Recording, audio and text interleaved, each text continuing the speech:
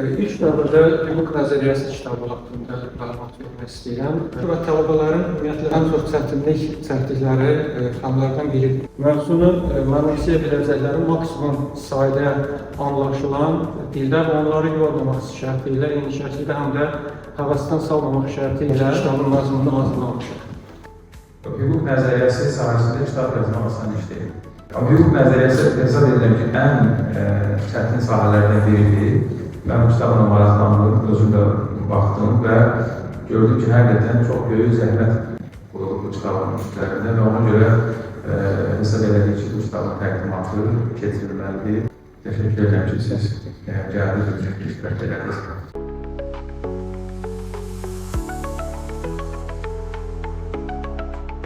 Nəzəriyyə, hüquq nəzəriyyəsi bu başlanğıc bütün nöqtələri birləşdirən bir sistemdir. Ona görə siz burada bu yanaşmamızı mən birinci çox yüksək qiymətlendirirəm. Bugün cəmiyyətdə belə deyək, alternativ variantların işlənməsi çox vacibdir və Məhəmməd müəllim rəhbərlik etdiyi təşkilat da çox minnətdardır ki, bu alternativliyi cəmiyyətə təqdim edir.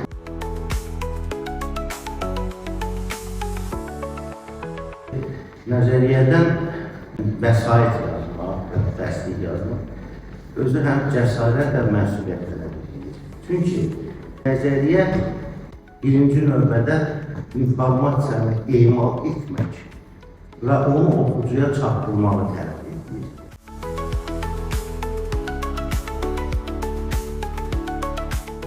Mən də bu tədbirlə əlaqədar nəzəriyyə kitabını əsasən nəzərdən keçirdim.